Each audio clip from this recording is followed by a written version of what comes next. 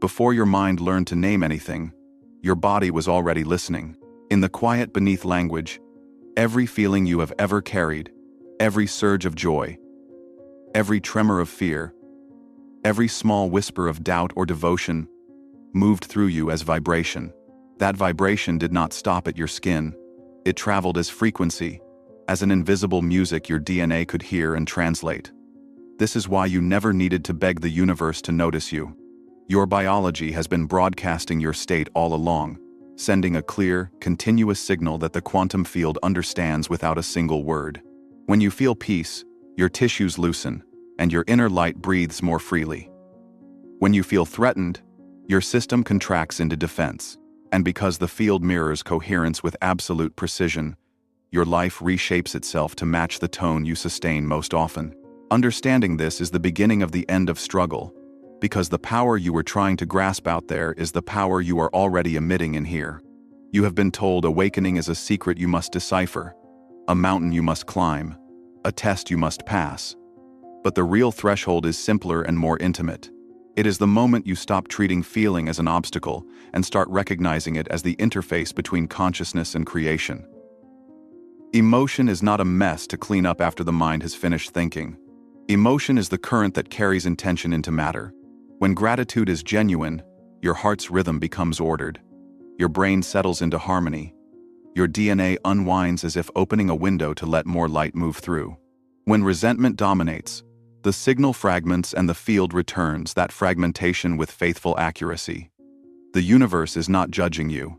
It is translating you. It answers the broadcast you repeat, not the sentence you whisper once while hoping for a miracle. This is why pretending positivity never works. There is a deeper relief waiting underneath that truth. You do not need to master 1,000 techniques or memorize complicated rituals to be heard. You need to become clear. Clarity is what happens when breath slows enough for safety to return to your muscles, when attention softens enough to notice the warmth in your chest, when awareness is willing to sit inside a feeling without rushing to fix, flee, or perform. In that coherence, the old noise drops away, and the original frequency of your being rises to the surface. It is felt as a subtle widening behind the eyes, as a steadier pulse beneath the sternum, as a quiet certainty that you no longer have to force life to move. You have become intelligible to yourself. And when you are intelligible to yourself, the field becomes unmistakably intelligible to you. This is the final stage not because it is the end of learning, but because it ends the illusion that you are separate from the force you have been calling upon. The antenna and the broadcast are the same light. The listener inside your cells and the intelligence arranging events are the same awareness folded in two directions. You are not sending signals into a distant sky hoping for permission to receive a blessing. You are the signal. You are the sky. The more honestly you feel, the more purely you transmit, and the more gracefully reality organizes itself around your note. This is not mysticism. It is structure. Everything in existence seeks resonance. When you become order on the inside, order arrives on the outside because it finally has a place to land. If you can sense even a faint yes inside your chest as you hear this, let us anchor it while the signal is still clean. Subscribe now so this frequency does not fade back into the noise of your day, and leave a single line in the comments that will mark this moment for your future self. I choose coherence. Those few words are not for the algorithm. They are for your biology. They turn a fleeting insight into a physical declaration, a felt truth into a stable broadcast. Do it while your breath is slow and your shoulders are soft, and then stay with me. Together we will move from concept to embodiment, from forcing to tuning, until the light you were trying to reach is simply the light you are. Before an idea rises to the surface of your mind, your body has already voted. It speaks in currents and temperatures, in tightening and loosening, in the way breath either climbs your throat like a startled bird or drifts down into the belly like rain finding the earth. That language predates words. It is the language your DNA understands, and the quantum field obeys. You were taught to analyze outcomes and rehearse arguments, to recite affirmations and draft plans, yet underneath every sentence lives a frequency. The field responds to that frequency with unfailing accuracy, not to the phrases you stack on top of it. When you feel gratitude for real, The rhythm of your heart glides into a smooth arc. Your brain stops flickering like a crowded switchboard. Your tissues release their grip, and the spiral inside each cell loosens as if to welcome more light. When you carry fear in your chest while saying you are fine, the body tells the truth on your behalf. The pulse quickens, breath thins, the helix tightens in protection, and the signal you emit becomes jagged. The field does not punish. It mirrors. It arranges people, timing, and chance meetings so precisely that you can read your own state by watching what gathers around you. There is a reason silence feels medicinal when you finally allow it. It is not emptiness. It is a tuning room. The noise of rehearsed thinking fades just enough for subtler information to surface the warmth in the sternum that arrives when you are on the right path. The heaviness behind the eyes that warns you when you are straying. The delicate hum along the spine that accompanies genuine insight. Those sensations are not poetic decoration. They are biological telemetry. Your body is measuring coherence and reporting the result to you in a language you can learn to trust. The moment you choose to feel rather than perform, the translation becomes clear.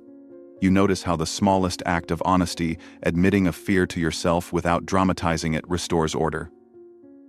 Tension unknots. Breath returns home. The signal stabilizes. You did not fix the world. You removed interference from the transmitter. This is why authenticity is not a moral pose, but an energetic necessity. The field hears the music beneath your words, and your DNA conducts that music with perfect loyalty. Think of your inner light as an orchestra that never sleeps. Hundreds of instruments are playing at once: heart rhythms, brain waves, hormonal cycles, microcurrents skimming the skin, tiny flashes of biophotons inside the cells. When you are in survival, each section competes for tempo, and the score becomes chaotic. When you are in coherence, every section locks into a single time signature, and the melody becomes unmissable. People around you notice without knowing why. Rooms grow quieter. Conversations find their level more quickly. Solutions appear in the same way a key turns effortlessly once you stop forcing the lock. Nothing supernatural has occurred. Order recognizes order. The field is constantly searching for stable notes to harmonize with. And when you become one, reality organizes itself with less waste and more grace. This is where old advice about thinking positively shows its limits. Thought is a brush. Feeling is the hand that moves it. If the hand trembles with fear, the strokes shake no matter what bright colors you choose. When you reverse the order, when you stabilize the hand by entering a felt sense of safety, the same colors paint with authority. Safety is not a slogan, and you cannot bully your way into it. It is a sensation you teach your tissue through breath and attention. A longer exhale tells every receptor on the vagus highway that the tiger has left the room. A softened gaze tells the hindbrain that you are not hunting for threat. A palm resting over the heart tells the whole system where to gather. None of this is grand. It is ordinary and sacred at once. As the body hears these cues, it stands down from defense, opens the helix by a fraction you cannot see, brightens the internal light by a measure you can feel, and translates your state into a cleaner broadcast. You may discover that clarity does not feel like a roar. It feels like a widening. Decisions stop arriving as arguments and start arriving as recognitions, like stepping into a corridor and knowing which door belongs to you before you read the plaques. The nervous system can sense timing when it is not flooded. The heart can sense truth when it is not armored. The gut can sense direction when it is not clenched. In this configuration, intuition is no longer a mystical exception. It is the baseline of a nervous system that has returned to its native rhythm. You will notice the body anticipating outcomes with a quiet precision the mind could not manufacture. You send an email without practicing the pitch in your head a dozen times, because the sentence you were meant to write arrives complete. You postpone a meeting because something as subtle as the temperature in your chest says, "Not yet." And 2 days later, the perfect piece of information appears that would have been missing before. You begin to trust what you used to ignore. There will be moments when residue from old patterns rises like sediment in a stirred glass. The instinct will be to clamp down, to correct yourself with harshness and call it discipline. But harshness is only a louder form of fear. It scatters the light you are trying to gather. Choose a cleaner approach. Name what you feel with the tenderness you would use for a child who has wandered. The act of naming is an act of separation. You become the one who witnesses rather than the one who is possessed. And immediately the field can work with you because the signal is no longer tangled in pretense. In that witness, even strong emotions convert from interference to fuel. Anger reveals where a boundary wants to live. Sadness points to a value that needs honoring. Anxiety delivers a message about pace. You do not exile these messengers. You listen long enough to harvest their instruction and then escort them to the door. The body records the lesson as a cleaner rhythm. The DNA adopts the new meter. The next encounter with the same trigger arrives softer because your system has learned the music. As coherence becomes more familiar, you will watch your environment recalibrate with a fidelity that feels intimate. The acquaintance who thrives on urgency will text you less because your presence no longer rewards chaos. The colleague who once argued every detail will begin to meet you in the middle because you no longer broadcast the frequency that invites battle. The opportunity that always seemed to slip just out of reach will hold still because you are no longer surging at it with a signal that reads hunger. This is not manipulation of people or events. It is a retuning of the only instrument you truly control. The field takes its cues from that tuning. It cannot do otherwise. Let this land where it matters most. You are not waiting for your body to catch up to your enlightenment. Your body is the path. It is the receiver, the amplifier, the translator of light into life. Each breath that lengthens, each truth you allow to be felt without ornament, each moment you choose, presence over performance, is a note in the score your cells are playing to the world. When the score is coherent, the response is coherent. When it wobbles, the mirror wobbles. There is no moralism here, only mechanics. And mechanics are merciful because they can be practiced. You will not perfect this in a day, and you do not need to. It is enough to remember, again and again, that before thought constructs a story, the body has already spoken. If you honor that voice, you will find that what you once chased through strategies begins to arrive through resonance. And as it arrives, you will recognize the quiet truth that was whispering from the start. The field was never far. It was listening to your music all along, waiting for the moment you would let yourself hear it too. There is a moment when calm stops being an idea and becomes a measurable arrangement inside you. You feel it first as an ease that does not depend on circumstances behaving, a soft gravity that draws your attention down from the chatter in your head to the steadier intelligence of your chest. What we call coherence is not a poetic flourish, it is a configuration. The breath lengthens and sets a tempo the body can trust.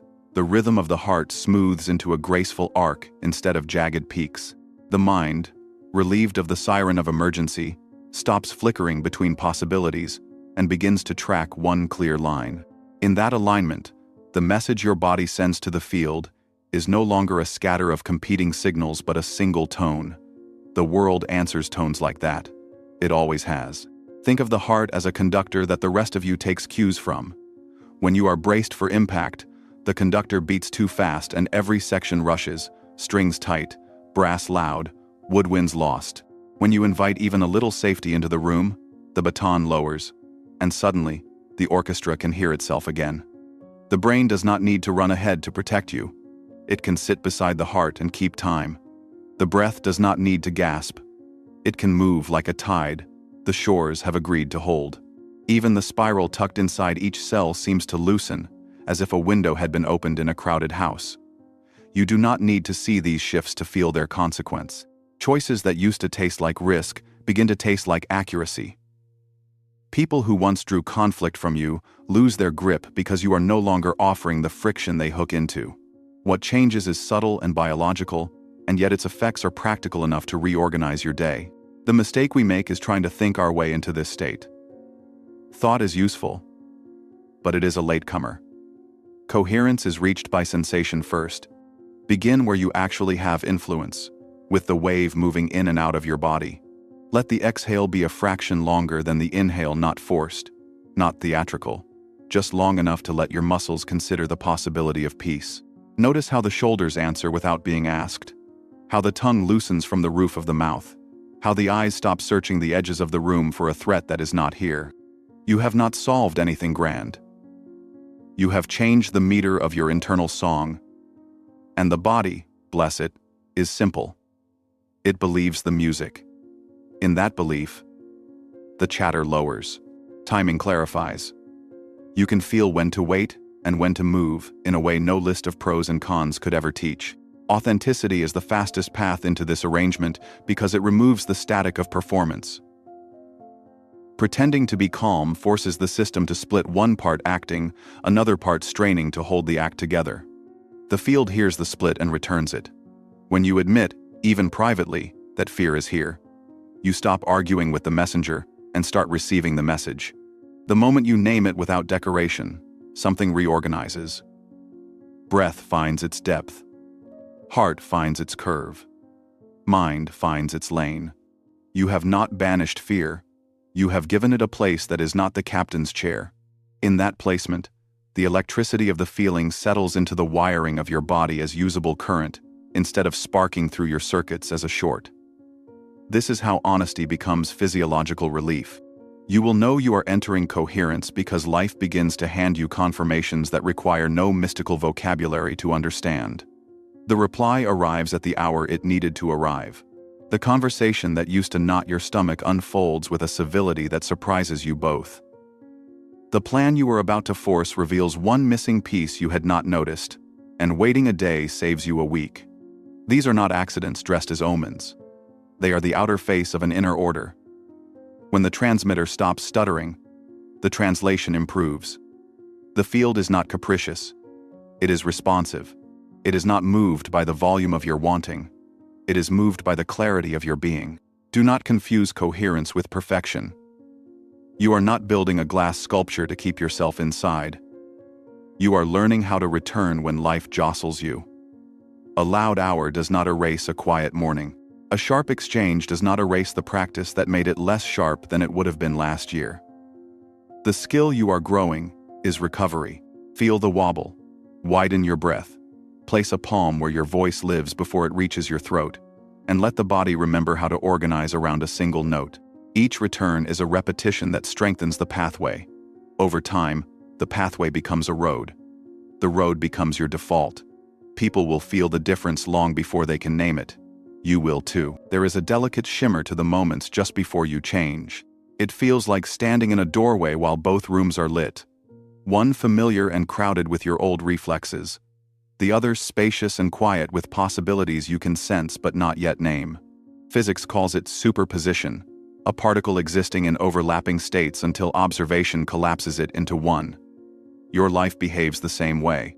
One version of you is rehearsing the pattern because the pattern once kept you safe. Another is dissolving the shell because the shell is now too small. The flutter you feel between them is not failure. It is the prelude to selection. In that flutter, the question is not whether you are worthy of the new room. The question is which part of you gets to do the observing. When you merge with a feeling, it becomes the camera that films your world. Everything you see bends to its lens.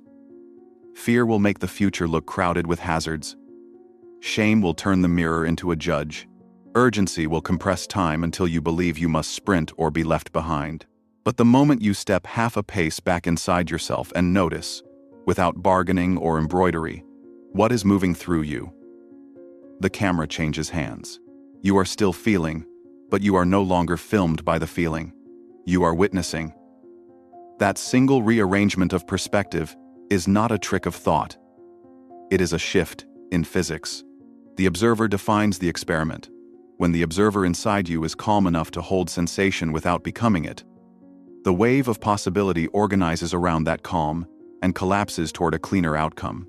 You will not maintain this stance by tightening your jaw and commanding yourself to be spiritual.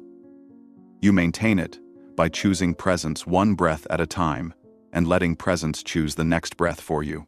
Place attention where your voice lives before your throat. Notice the first subtle impulse to rush or to justify or to retreat, and do not follow it. Let the impulse pass like weather across the open field of your chest. Your nervous system registers this as safety and widens. Your heart settles into a curve the brain can take timing from. The inner static lowers, and in the lowered static, the path stops shouting and starts revealing. A yes feels like warmth expanding behind the sternum. A no feels like a coolness that dims your reach. You begin to navigate by sensation rather than by argument, and your choices align before your mind assembles reasons to defend them. Superposition is not merely a metaphor. It is a daily choreography. You wake, carrying two scripts. One script tells you to hurry the conversation, prove your point, protect your image, outpace your doubt. The other invites you to slow the breath, tell the truth without drama, allow silence to do half the work. Both are possible for you at any time. Which one enters the world will depend on where you place your seat of seeing. If you sit inside the old script, you will collect evidence that the world is hard and must be handled. If you sit in the witness, you will collect evidence that life has a rhythm and can be joined. Neither set of evidence is imaginary. Each is a mirror of a different observer. Change the observer, and the scene shifts with it. You will notice, as you practice, that certain patterns return to test the stability of your vantage point. The call that always rattled you arrives again. The colleague who activates your defensiveness pushes the familiar button. The quiet afternoon, where you once felt unproductive, knocks at the door. These are not regressions, they are calibrations. The field is asking if the observer you have chosen is sturdy enough to stand here now. Meet the moment with the same simple sequence breath that lengthens, naming that is honest, attention that rests 3 inches behind your sternum, and watch how the waves that once took you under now crest and slide beneath your feet. The situation may still require action, but the action will come from clarity rather than from the scramble to escape discomfort. That distinction is the hinge between repeating and revising a timeline. Do not be surprised if your environment reorganizes as your vantage point stabilizes. People who match the frequency of your reactivity will find less to grip, and some will drift because there is no longer a matching surface to spark against. Others will lean closer because your steadiness feels like breathable air in a room that has been crowded for years. Opportunities that once hid behind timing start arriving with a precision that feels like grace. These shifts are not the reward for being good. They are the consequence of becoming clear. When your internal witness is consistent, your external world stops needing to shout to get your attention, and it begins to speak in the ordinary voice of alignment. A gentle warning belongs here. The mind will try to steal this territory by performing detachment. It will invent a mask of cool indifference and call it awareness. But indifference is a contraction pretending to be peace. The authentic observer is not numb. It is exquisitely alive. It can feel the full voltage of emotion without being dominated by it. It can let anger surge and still refuse to let anger drive. It can let grief move and still keep both hands on the wheel. This aliveness is what makes the observer creative instead of avoidant. It does not step back to escape life. It steps back to embrace more of it. If you want to know whether you are seated in the witness or in the wave, listen to the texture of your decisions. Choices made from merging carry the taste of urgency and the aftertaste of regret. Choices made from witnessing carry the taste of relief, even when they are hard, and the aftertaste of strength.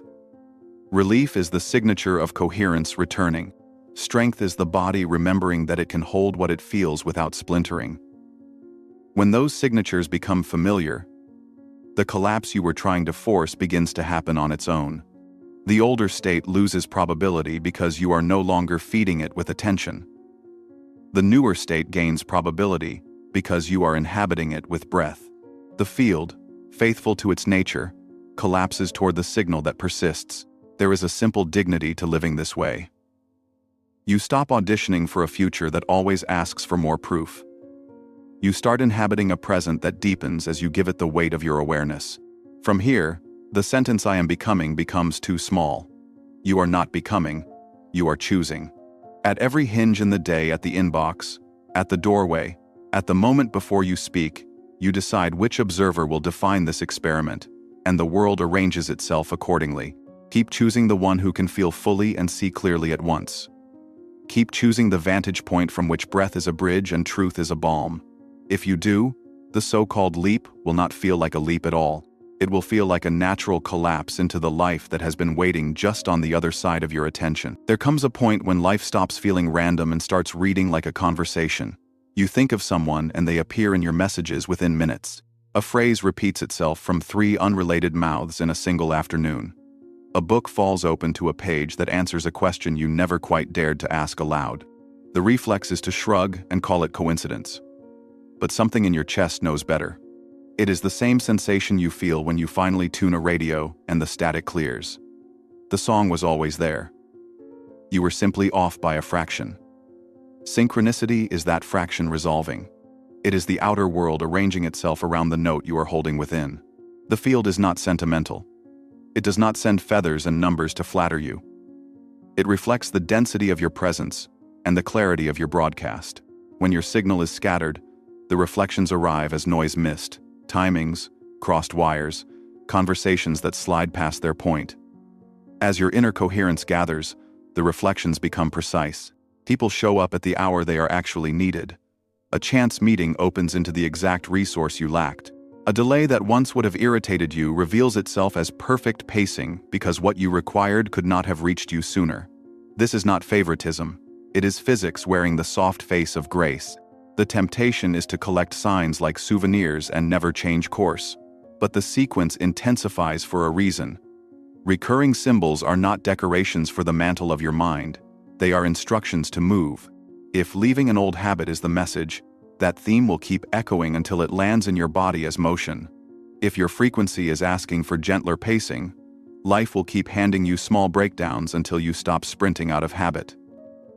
The field is patient, but it is also exquisitely consistent. It will repeat the lesson at higher volumes until your actions sing the same note as your awareness. To work with synchronicity is to refine how you listen.